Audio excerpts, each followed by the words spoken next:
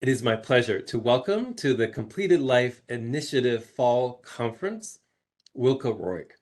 Born and raised in Puerto Rico, Wilka has a BA in psychology and writing, an MFA in photography from Cornell University, where she later taught as a lecturer. She is a death doula, therapist, dream worker, cellist, silversmith, currently lives in Mexico. And as she writes, the work of life is also the work of end of life. Perhaps to begin, Wilka, could you share how you came to this insight and how it informs your work? A lot of people ask me, like, when did you get into this? How did you get into this? And and I invite everyone to think about whatever you are doing in this moment. How did you get there? If you continue to trace back enough all of those crossroads and the direction that life took, or forced you into, or whatever happened, all of it is how come we are in this moment doing whatever it is that we are doing. And so as I kept looking further back and further back and further back into all of the stories of my life, um, I can trace it back to conception and everything that happened around then. But when I was four, I I died, and there was no apparent cause for the death. And there was this whole negotiation about whether I was going to come back. This is my experience. This is my memory of the experience, and this is what has been confirmed to me. Um, and that I chose to come back, right? But these kinds of things were not really discussed too much back then. But in my early childhood, there was a lot that was not censored. These things were a fact in my house.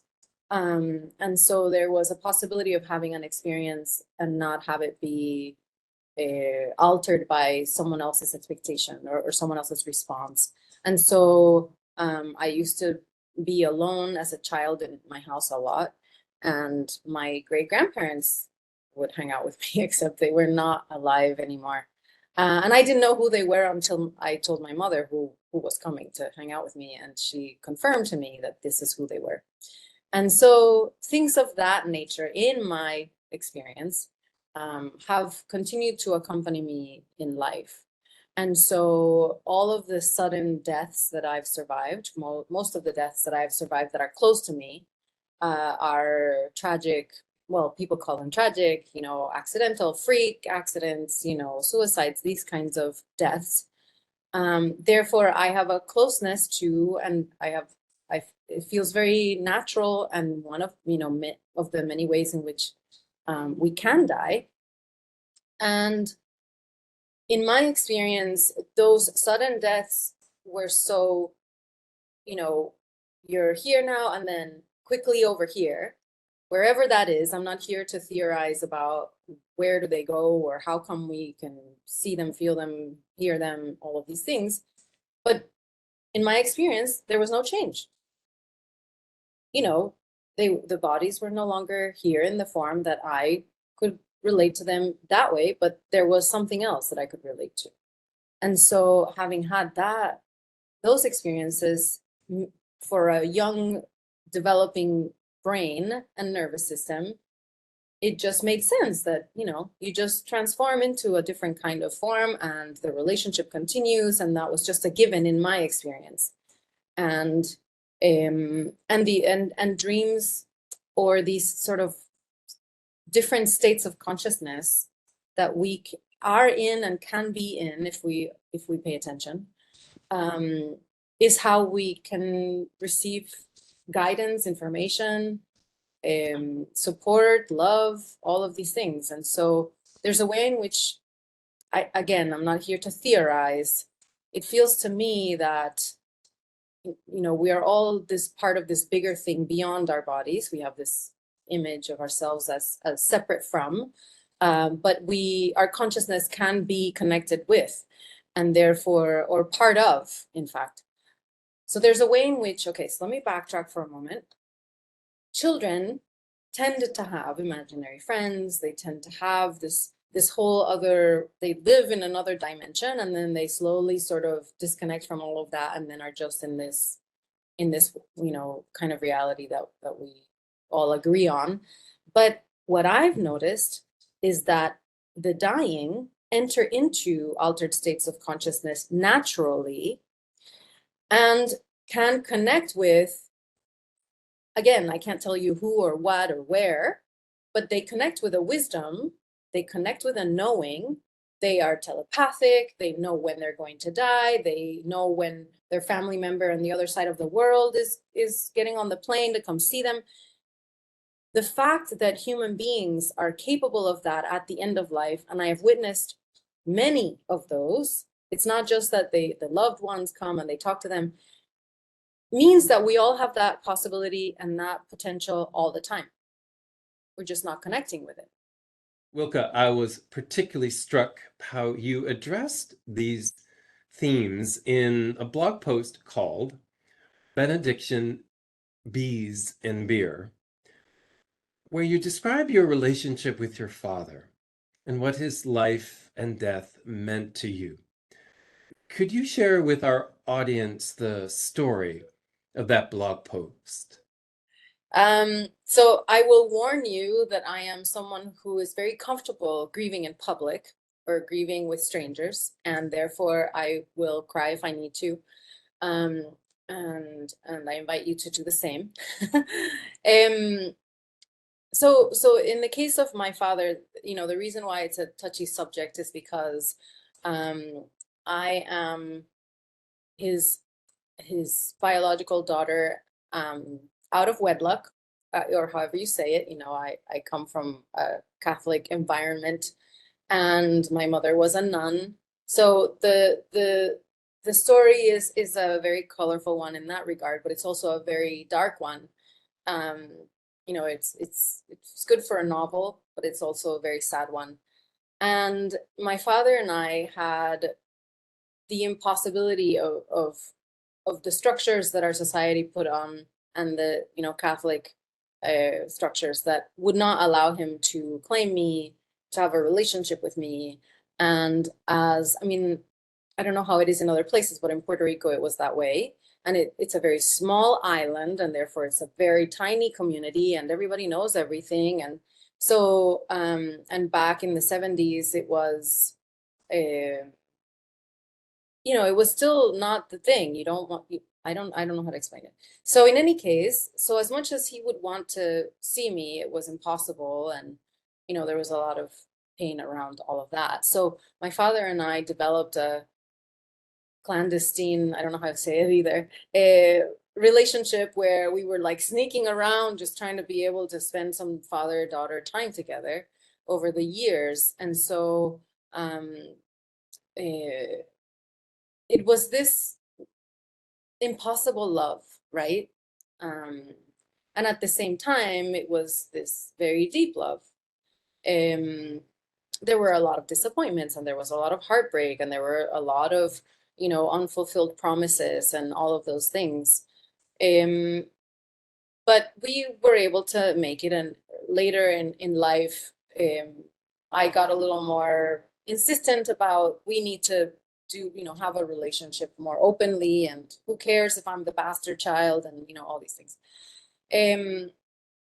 So ultimately, in his last years, he manifested a Parkinson's, and I just kept saying, you know, if everybody else doesn't want to deal with this, I will. I mean, let me go in there and just be with him. This is what I do. This is my life, and how could I not do it for my dad and then have that opportunity? I mean, it would have been amazing. I had this whole romanticized dream of taking care of my dad in his last years, and that was not allowed to me. And so it you know, the hardest part for me was to come to terms with, I'm not supposed to be by his side, physically by his side, right? But I knew about 9 months before that there was an urgency for us to connect, but everything was impossible. Like, you know, people wouldn't respond my messages. He couldn't do much because he wasn't able to really connect with his phone or handle it or anything.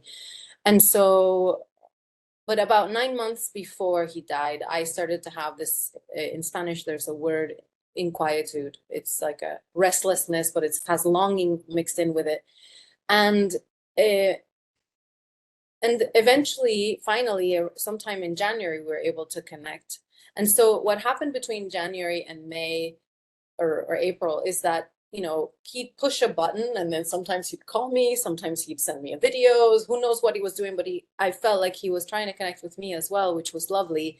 And right before I was going on this trip, he happened to video call me.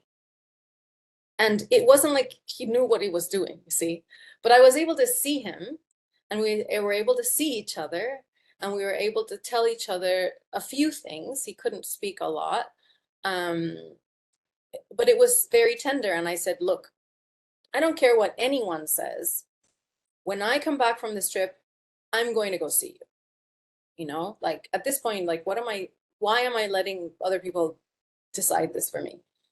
So it was on my return from that trip, before I even got home, before I was going to plan to go see him, that we made this unplanned stop in Oaxaca City, it was my father's favorite city in Mexico. And I had this event there, you know, and then that's how I knew when he died, and then it was confirmed to me later that night that he had died at that time.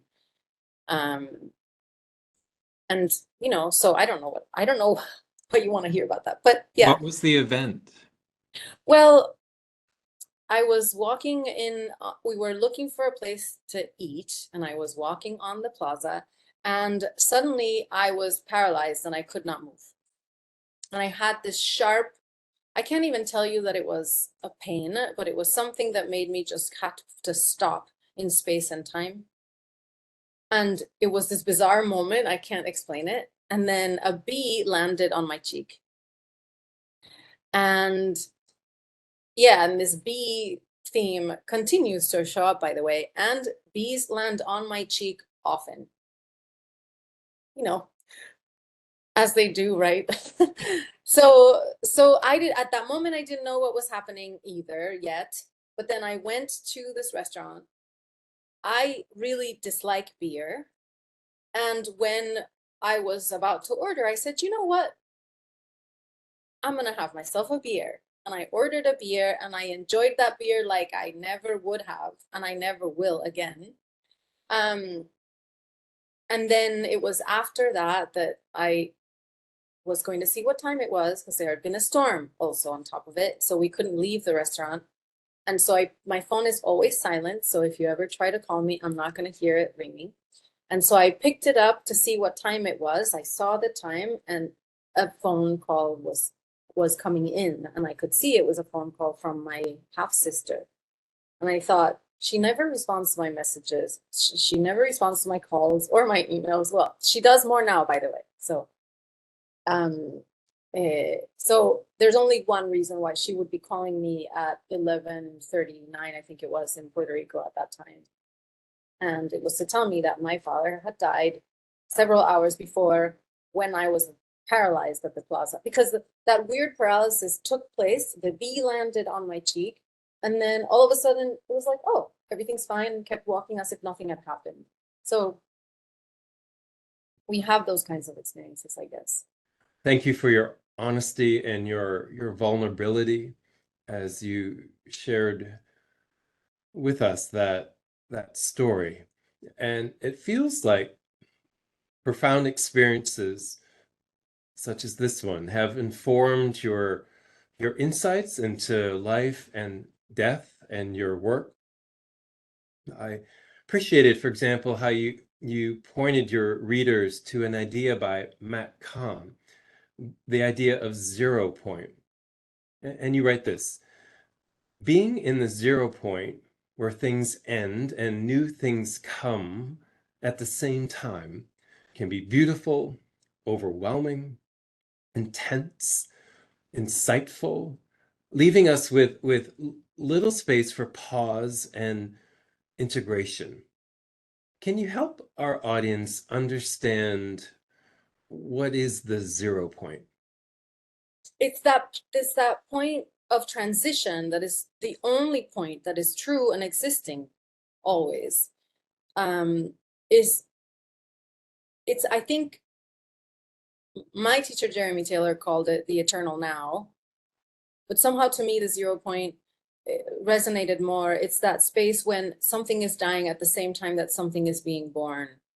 And what we are missing out on is the fact that this is happening all the time. That is the only truth, that death doesn't come without life, and life doesn't come without death. We try to split it apart and say one is over here and one is over here, but really it's constantly happening at the same time. And you know what I like to use as an example is when the cells first come together to generate life, they are both multiplying and dividing at the same time. Some cells are generating at the same time that other cells are degenerating. So there is life and death necessary to sort of build the whole momentum of life that then inevitably has to manifest both. It can't just manifest life, or generation. It has to manifest both in order to stay in equilibrium. And, you know, if we think about it, cancer cells are cells that refuse to die. So when we are talking about trying to be immortal and refusing to die, we are not being one with nature, which we are, right? So we are going against nature. If you bring that back to the beginning, then what we are afraid of is our own nature, not death, right? So the 0 point is that which contains all of that. It's that acknowledgement that one thing is never on its own. It's always both of them. And you wrote these words about what the 0 point teaches. You wrote, "Today is the first and the last day of my life. Every day is the first and the last day of my life. Every breath, the first and the last. Each encounter, the first and the last," which raises the question, how am I making the most of this insight? There's a very delicate beauty to that condition, right? I also most recently say that the human condition is grief. You know, grief is the human condition because we are always in transition, right? But we are trying to be in denial of that and thinking there will be another opportunity, and maybe there will, and maybe there won't, right? So when we are with that 0 point, and when we are with that awareness that this could be the last, and that it is the last in a way, it already happened. We're in a new one now, and it's constantly happening this way. Oh, there's just something that makes us be so much more present and so much more perceptive and so much more receptive. And, you know, we've come fully alive when we are in that awareness. And so what do we do with that? How can we honor that? We share a common appreciation for the work of author Stephen Levine, who wrote A Year to Live. And you've quoted this observation about the importance of merciful awareness in regards to life and to death. Levine wrote this: "We prepare for death by living every second and pointing our body and mind towards merciful awareness." What does merciful awareness mean to you, in particular in your work as a death doula? A big part of what we do when we're death doulas or transition doulas or whatever kind of doulas that we are, is that we are making room for the person to explore themselves enough to connect with what is true for them, right? This is why this is a revolution, because we have been conditioned for way too long to seek answers outside of ourselves and to not trust our inner knowing, and to not trust the fact that we are connected to something greater than ourselves that knows already everything. that is everywhere, that is, timeless and formless. What we are doing is, for the first time, for most people, for many people, it's the first time when they're nearing their life, or the end of life, or when they're in a deep process of grieving, that there's enough, a doula can do this, space that is not intervened, that is not interrupted, that is not influenced due to the needs of the external world, whether it's the loved ones, their support, their society, what have you. And maybe it would be helpful for those in our audience who are unaware. Could you help us understand what is a death doula? The term is something that is had to be generated so that we can be justified in doing what is a very natural, compassionate impulse that we all carry as nature. So the term death doula is something that has evolved over the last 50 years, more or less, and that it's, sprung from, it's used in the birthing world, and then was adapted to be used in the dying field.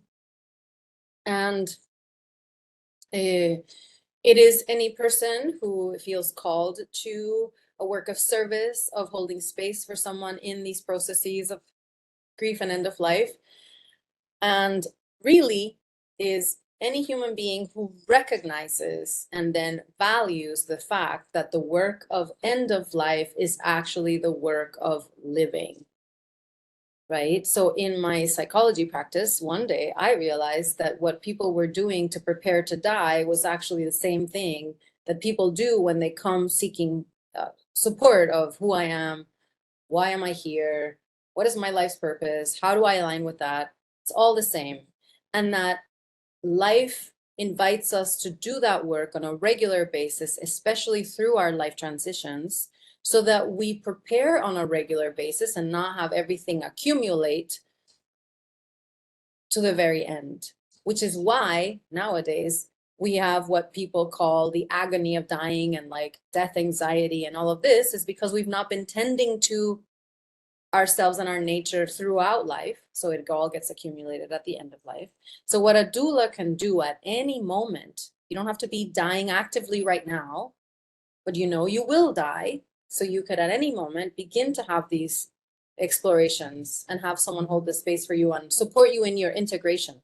Integrating means, I was here and then I had an experience, and then I allow that experience to inform me and to allow for something that I didn't know I knew to emerge, which means learning and evolving and growing. So that's what we do as doulas, if that makes sense. I appreciate how you have shared that at times in your life you have felt called to different work, from a musician to a bookstore clerk to a restaurant manager to a photographer to a psychologist. Could you say a little about this sense of call, of knowing what to do with our life in light of maybe becoming a death doula? As a collective, we need a different way of navigating life and navigating function and purpose and significance, value, and all of these things.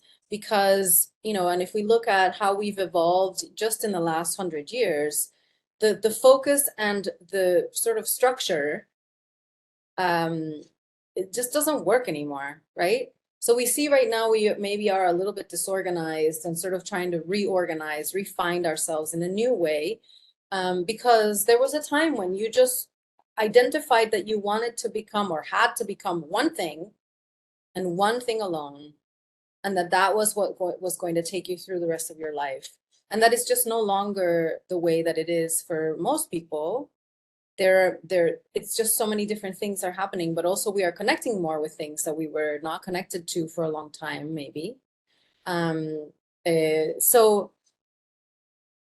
in my case, what I observe is that because I was kind of left to my own devices since I was a young child, and I have found that to be of great value, by the way. It can sound tragic, but you know, and it was challenging for a child to be alone, but also it allowed for something else to not be tampered with, right? That allowed me to understand that the guidance didn't come from, you're supposed to do this and then complete this and then do this and then you get here and that's your goal in life.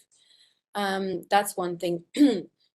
In the same way, I think, you know, I wasn't socialized in the same ways, which allows me to dare to do things that maybe other people would not dare to or would not be allowed to, right? So so that's just a disclaimer, right? This is how come I've been able to navigate in this way, but I know that a lot of people are in those kinds of journeys now. And so for me, I've never, I mean, I only question certain things after the fact, but I never question things when they're happening, right? Maybe I explore them later so I can understand a little bit better. But so life has led me to all these different places, to all these different circumstances, to all of these different situations where there was a combination of survival and something else, right? So that's something else, I think, is the part that allowed me to unconditionally trust that there was a plan, even if I had no idea what that was. And you know, it's hard to use language because there's so many associations to that.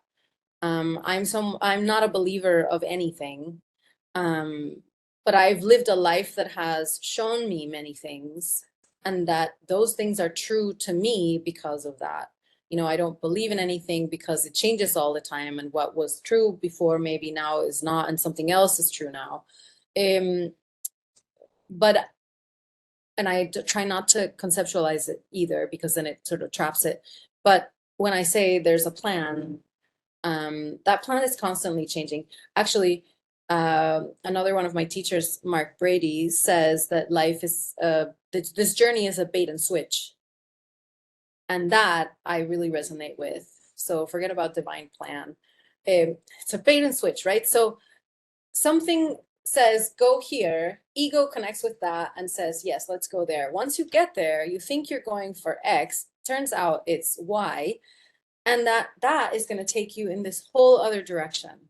But going all the way here was necessary in order for this other thing to happen that then clarified where the next step is. So it's a little bit like being a little bit blind to where we're stepping, being willing to be blind. So I invite you all to practice being in the dark. You know, like hang out in your house at night with no lights on and begin to sort of see what else happens that is not relying on sight.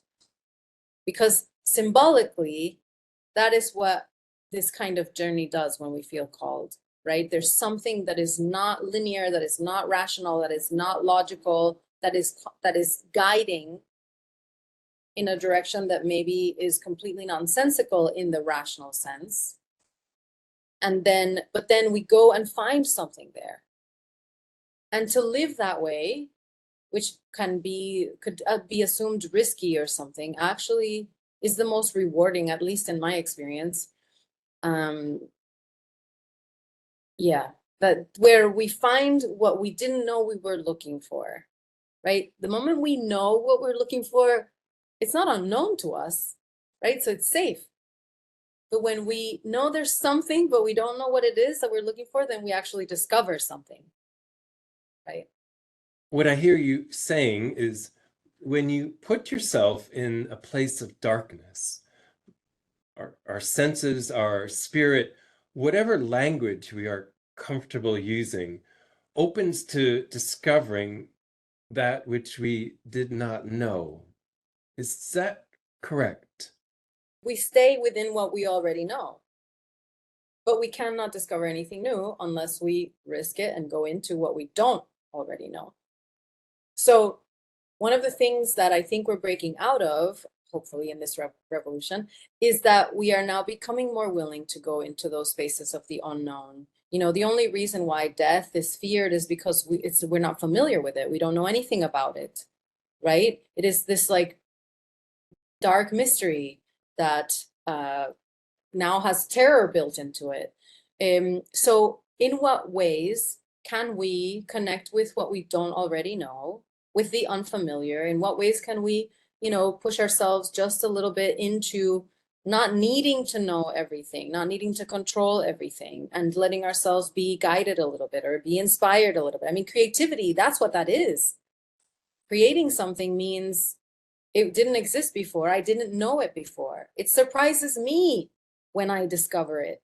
It surprises me that I would even be able to like create it, let's say. I'm just speaking as the, the creator, whatever. But this, how do we come closer to the not knowing and the uncertainty? Because what are we conceptually afraid of?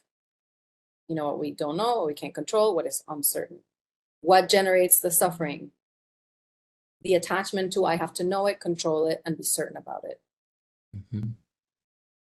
And it is the invitation to give into not knowing and into the truth of uncertainty, that there is no certainty except that we are going to die, that our bodies are no longer going to be in material form the way we know them. That's the only thing we know for sure. And so it basically is an invitation to go into the rawness of what it is, to the 0 point, the whole experience of the unfamiliar, of the dark mystery, of the unknown, of where new creation is taking place, right? So this is happening. This invitation is constant. And we just keep insisting, no, how could it be this way? How could this happen to me? I'm a good person, I don't deserve this. That is the nature of the life-death life cycles. And we are part of those cycles because we are nature. So we have the possibility of practicing this on a regular basis. And of letting ourselves discover, okay, what is this going to show me? What is this going to teach me? I'm not here to figure out what grief is and to tell you about it. I'm here to say, what is it like for you to not know, to be uncertain, to be directionless, to feel disoriented, in the rawness of what it is to be human, right? Thank you, Wilka, for this conversation. Thank you for your insights on what it means to live and how to prepare as well for when we die. Wilka has a wonderful website where you can learn more about her life and her work. Thank you so much for joining us. Thank you so much, Mark.